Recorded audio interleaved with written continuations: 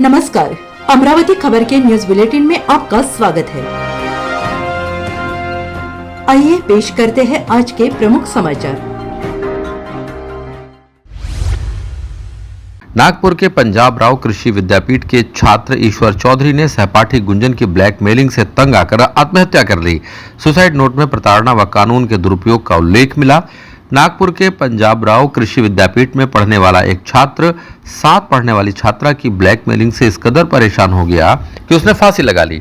Suicide note और प्रकरण से जुड़े लोगों से पूछताछ के आधार पर पुलिस ने काटोल में रहने वाली गुंजन नामक छात्रा के खिलाफ आत्महत्या के लिए उकसाने का मामला दर्ज किया है। ईश्वरलाल कंवरलाल चौधरी मूलतः बाड़मेर राजस्थान का रहने वाला था। वह पीकेवी में बीएससी एग्रीकल्चर के 7वें सेमेस्टर में पढ़ रहा था। गुंजन भी कॉलेज में उसके साथ पढ़ती थी। 1 अक्टूबर को ईश्वर अपने कमरे से बाहर नहीं आया तो सहपाठियों ने हॉस्टल के कमरे की खिड़की से भीतर झांका। ईश्वर फंदे पर लटका दिखाई दिया। घटना की जानकारी पुलिस को दी गई। पुलिस ने आकस्मिक मृत्यु का मामला दर्ज कर जांच शुरू की। ईश्वर के कमरे में पुलिस को 2 पन्नों का सुसाइड नोट मिला, जिसमें उसने लिखा था कि वह पिछले 6 महीने से बहुत परेशान है। मैं माता पिता का इकलौता बेटा हूं, अपने परिवार से गद्दारी कर रहा हूं, लेकिन और कोई चारा नहीं है। मुझे ब्लैकमेल और मानसिक रूप से प्रताड़ित किया जा रहा है। पुलिस ने सुसाइड जब्त करने के साथ ही ईश्वर के मोबाइल की छानबीन की। मोबाइल में गुंजन और ईश्वर के बीच हुई चैटिंग में कई सनसनीखेज जानकारी सामने आई। ईश्वर के साथ पढ़ने वाले छात्र और रिश्तेदारों से पूछताछ करने पर भी गुंजन द्वारा प्रताड़ित किए जाने की बात सामने आई। ईश्वर से संबंधित लोगों ने बताया कि गुंजन और उसके बीच पिछले 2 वर्षों से प्रेम संबंध थे। दोनों साथ घूमते थे, लेकिन पिछले 6 महीने से वह बहुत परेशान और तनाव में था। उसने सभी को बताया था कि गुंजन उसे छोटी छोटी बातों पर हमेशा विवाद करती है।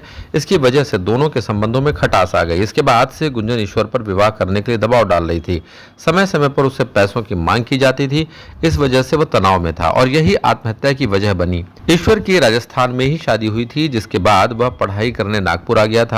उसने अपने रिश्तेदारों को भी गुंजन की प्रताड़ना के बारे में बताया था। रिश्तेदार ने इस संबंध में ईश्वर की पत्नी और परिजनों से चर्चा की। ईश्वर की पत्नी तुरंत उससे मिलने के लिए ट्रेन से नागपुर के लिए रवाना हुई, लेकिन इसके पहले वह मौत को गले लगा चुका था। ईश्वर ने अपने सुसाइड नोट में लिखा था कि उसने आत्महत्या करने की बात गुंजन से की थी, लेकिन गुंजन ने कोई फर्क नहीं पड़ता कहा।